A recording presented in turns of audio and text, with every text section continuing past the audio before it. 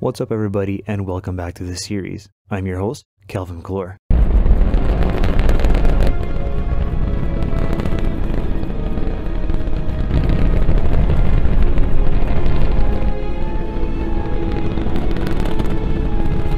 Agena, a name derived from the star Beta Centauri, also known as Agena, was the selected designation for this newest of rocket upper stages, as it was said that it would ignite the sky. In preparation for the next phase of its Gemini program, the agency needed a craft that had unique capabilities. After much consideration had been made over possible modifications to the previously used Baker and Juno upper stages, through some pressure by the United States Air Force, the decision was made to use the Agena instead.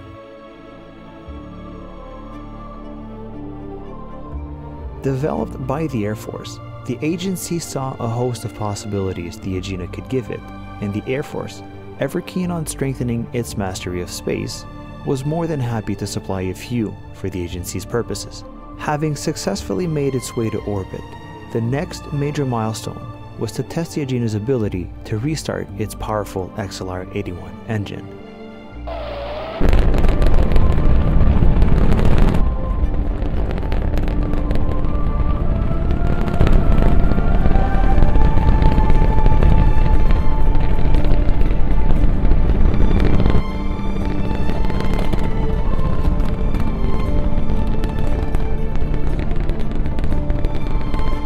On the two previously flown Gemini missions, crews had practiced a technique that would become a necessity on future missions called station keeping, where two crafts remain in close proximity over an extended period of time. But never before had one ship been launched after another whereby the second would catch up to the first. This was known as Rendez-Vous, and it was the main mission objective of Gemini 3. In the preceding weeks prior to the mission planners had identified several promising targets in orbit, satellites or spent boosters that were in a similar enough orbit to what Gemini could achieve. But when the Agena successfully made it to orbit, mission planners and crew decided to select it instead. After a successful liftoff, the crew of Gemini 3, Captains Randy Jacobs and Gregory Tsyganov, the first all-rookie crew to fly, made it to their designated orbit and proceeded to catch up to their target. Back on the ground crews carefully monitored ground tracks, radar data, and telemetry, relaying various maneuvers that needed to be made. After all the necessary burns and minor course corrections had been done, the crew of Gemini, for the first time ever, met with their new shipmate right on time, just like the numbers had predicted.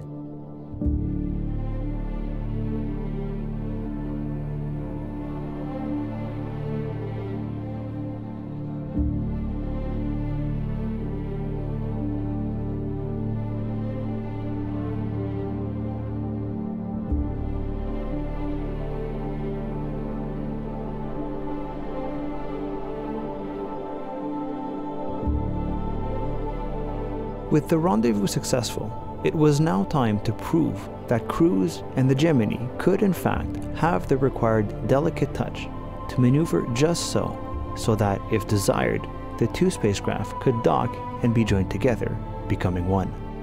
Jacobs, at the controls of the Gemini, pitched, rolled, and yawed around the Agena, while Tsyganov busied himself taking as many photographs as he could.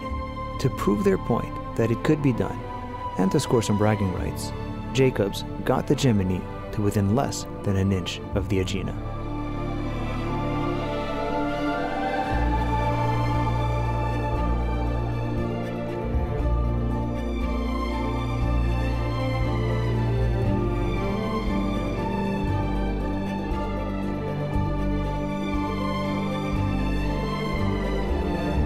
Though ground crews could not see it, the crew's ongoing description of the two ships moving back and forth from each other left an imprint on the minds of those back home of the two crafts moving about as though dancing with one another in a cosmic ballet.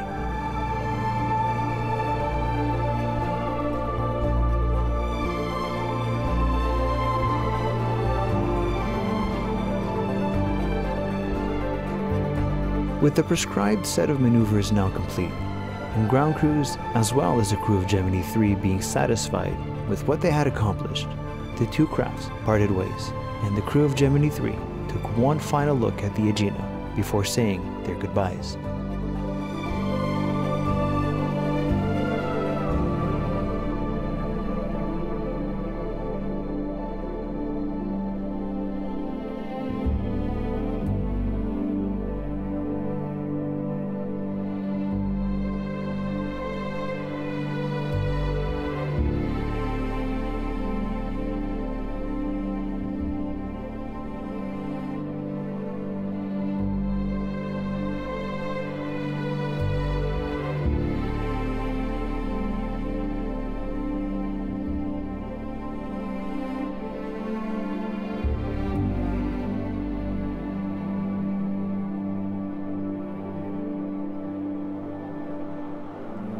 Back home, the crew was received to a hero's welcome as the agency's hopes were renewed and strengthened. The mission had been a complete success.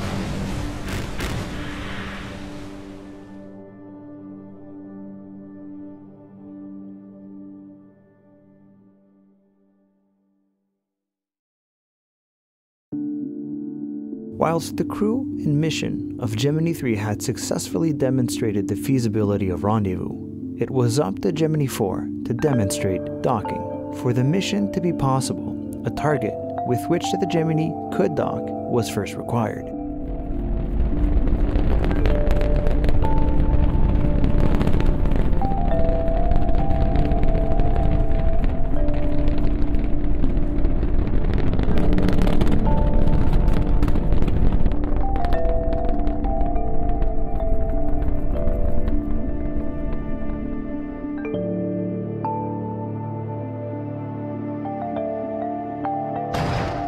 While the Agena made its way to orbit, the crew of Gemini 4, strapped in and ready to go, waited for the confirmation that their mission was a go.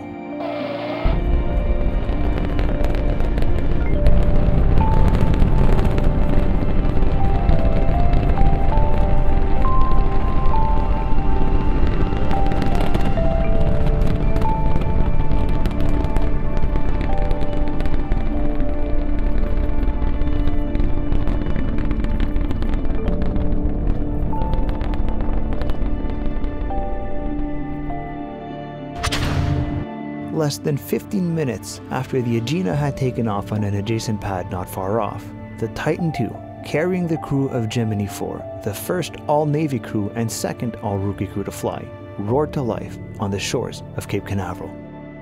Hot off the heels of the Agena, Gemini 4 raced towards its target on a quest for another historic first. After a day had passed, the crew of Gemini 4 finally saw their target.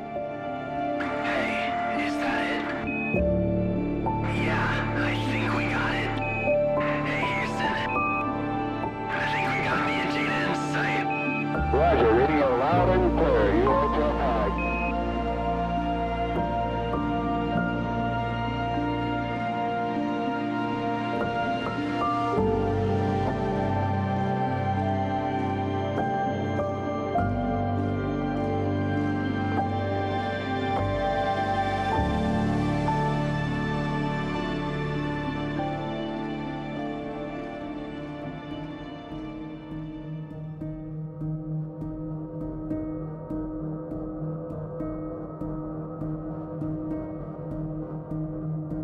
Never before had two crafts been joined together in orbit.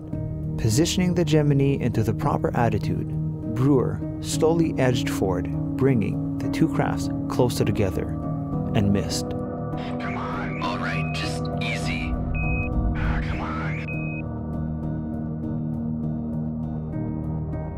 Come on. Easy. Come on, you son of a...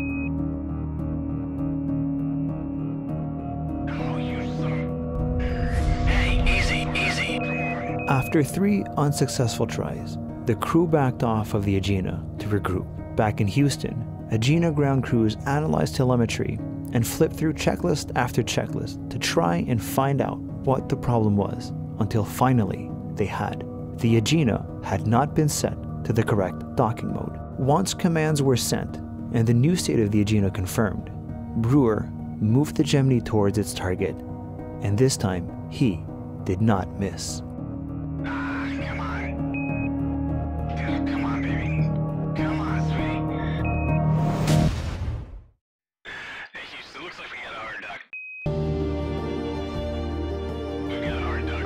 All right. Roger. For the first time ever, two spacecraft had joined together in orbit. The two ships would remain together over the course of several orbits, and the crews practiced sending and receiving commands to and from the Agena, validating the feasibility of doing so. The crew also tested how the two crafts, now joined together as one, would behave during various on-orbit maneuvers, something that would be required on future missions. For the mission of Gemini 4, NASA had commissioned the Agena's manufacturer to produce a truncated version of the Agena, one that came without the propulsion system. The flight plan of Gemini 4 did not call for any extreme orbit-changing maneuvers to be performed, and since the Agena's all-new power plant remained somewhat, as of yet, unproven with only a single flight to its name, the agency felt it would be safer if only that which was absolutely necessary for docking to occur was utilized. All required steps to ensure mission success were taken.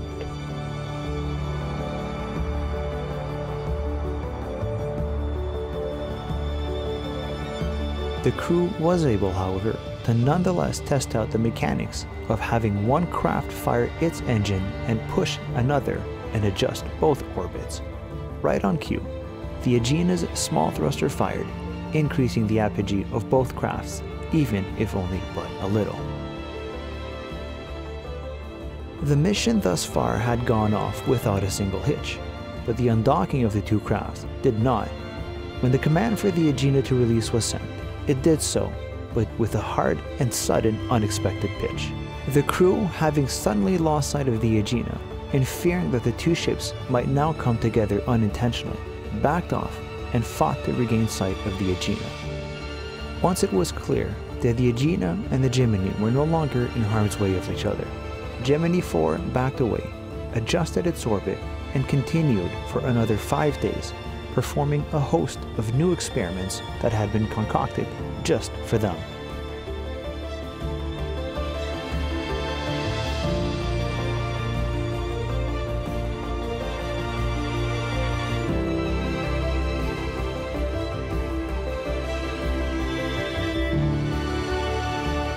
With all mission objectives complete, the crew deorbited and headed back home.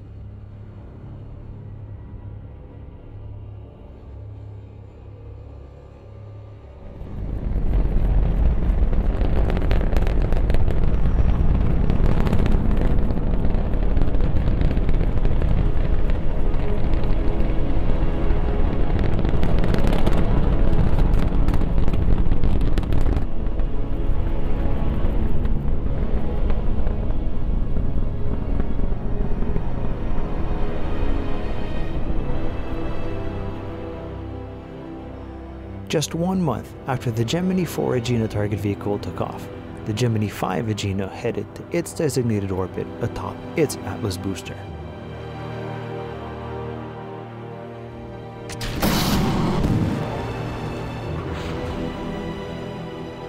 Just as the crew of Gemini 4 had done on its mission, the crew of Gemini 5 waited in their tiny 2-seater capsule atop the Titan II booster for the confirmation that their Agena had safely made it into orbit. With the confirmation received, the countdown clock continued until it reached 0.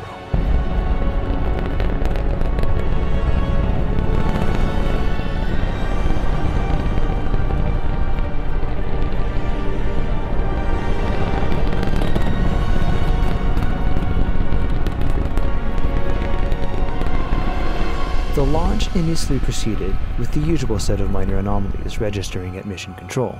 With less than 3 seconds of burn time remaining, a critical failure on the second stage of the Titan caused a sudden, unexpected stop to the 6G acceleration, a most noticeable jolt the crew did not anticipate.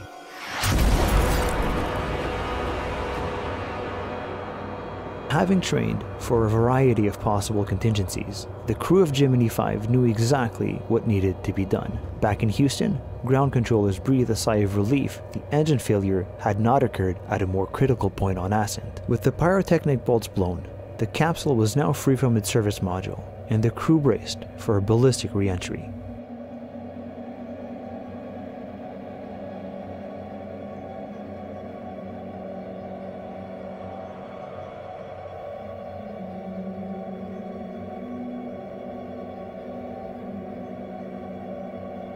The fate of Gemini 5 was now uncertain. Mission planners would have to assess what sort of impacts on the schedule having to repeat the mission and build additional hardware would cause. But for now, what mattered most was the crew was home safe.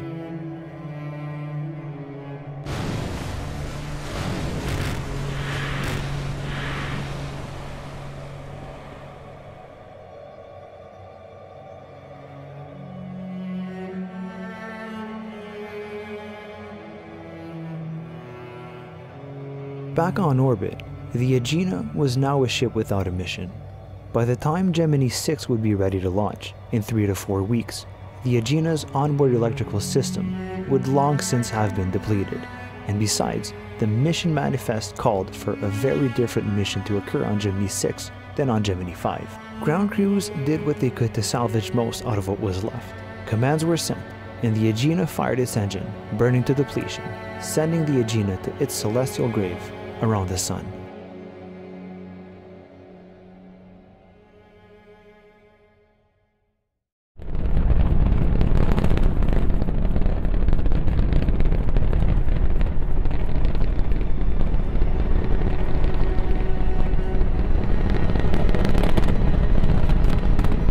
To the average observer, the Gemini 6 Agena target vehicle looked like every other Agena, but to the keen observer, something was different. Rising on a pillar of flames atop its Atlas booster, through the hot and humid Florida skies, the Agena headed for its designated orbit where it would wait for the crew of Gemini 6 to catch up, rendezvous, and dock.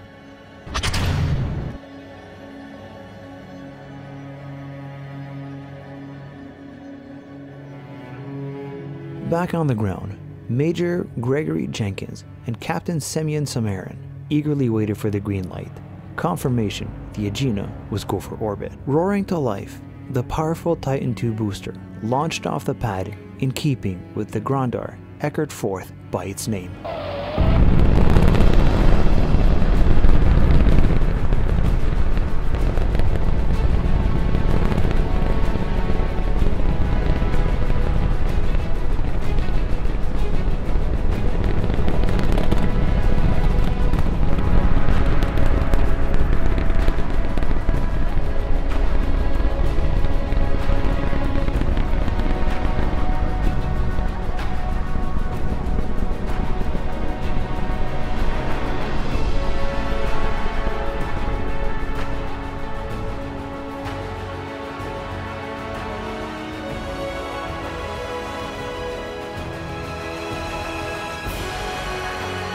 This time, the LR-91 shut down on time, and the crew breathed a sigh of relief, but the respite was short-lived, as both crew and ground controllers knew the mission of Gemini 6 was going to be the hardest and most daring yet attempted.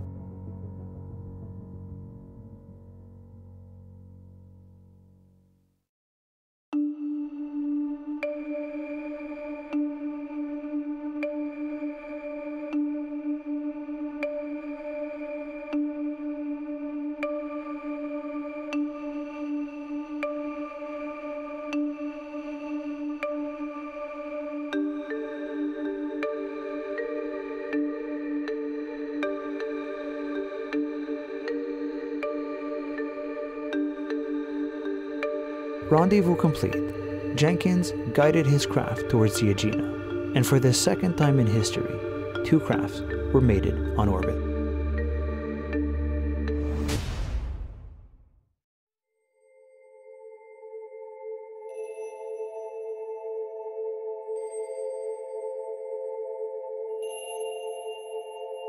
First on the agenda, ground crews sent a series of commands to the Agena, and right on cue, its powerful XLR-81 engine roared to life and fired for the second time, boosting both ships' orbits to an apogee value of 1,100 kilometers, the highest any manned spacecraft had ever flown.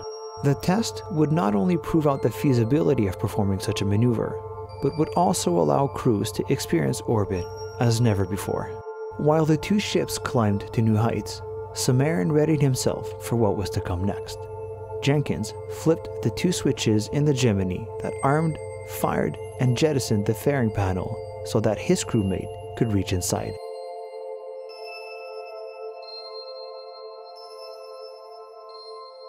Stepping outside the capsule, Samarin became the second spacewalker in the agency's history, and the first of the third group of astronauts to do so. But he would be the first to attempt to perform a series of on-orbit EVA assembly tasks. Though basic in nature and the objective simple enough, crews and mission planners were up to now blind to the actual difficulties and unique challenges of working in space, particularly in a bulky suit.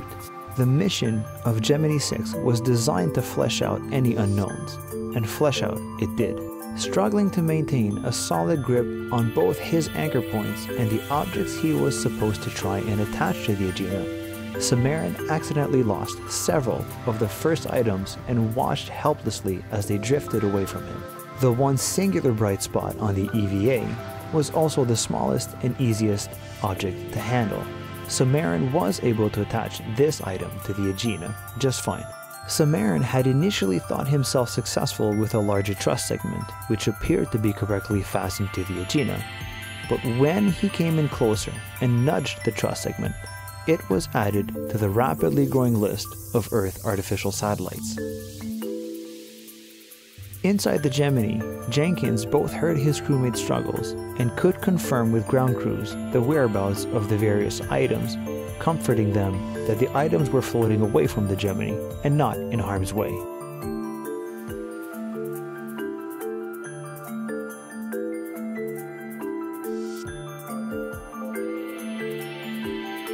Samarin eventually made his way back inside, rested, and waited for the next sunrise for a second attempt at the EVA objectives.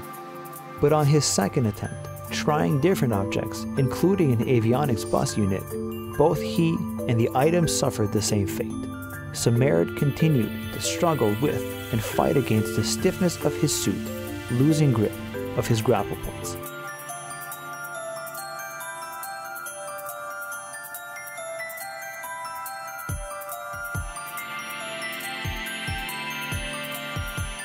Having seen enough, the flight director ordered Samarin back inside. The EVA experiment was over, and the results disastrous.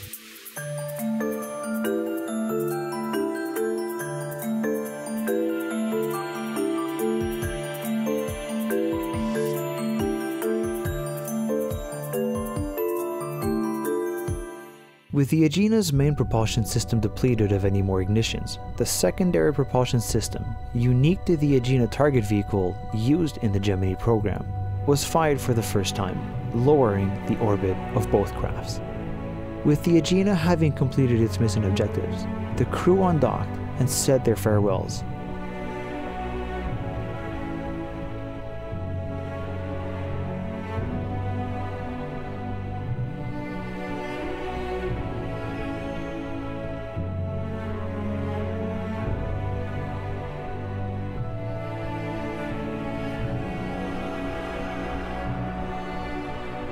Once the Agena was far out of sight, the crew fired their retro rockets and headed back home, feeling a mix of both relief and disarray. In the coming weeks and months, ground crews, the astronauts, and mission planners would study the mission and what had gone so wrong, and what the struggles meant for the program and future missions.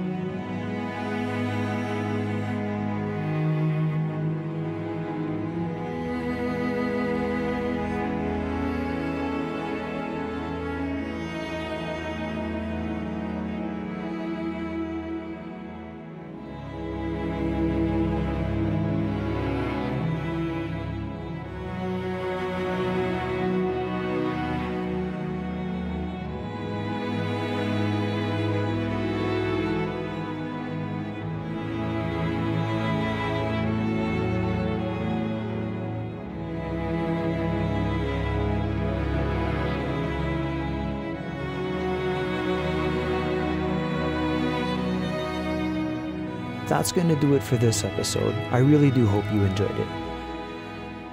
As always, if you haven't already done so, please be sure to like and subscribe, as it does help the channel to grow. A very big thank you to N9 and Cosmonaut Crash for their contributions in becoming the voices of the Gemini 4 crew. The episode just could not have been nearly as awesome without their unique contributions. If you're not already familiar with them, be sure to go and check out their channels for some more amazing KSP content. Links in the video description. Please be sure to let me know what you thought of the episode, as I always enjoy reading your comments. I'm Calvin Maclure, and I'll see you next time.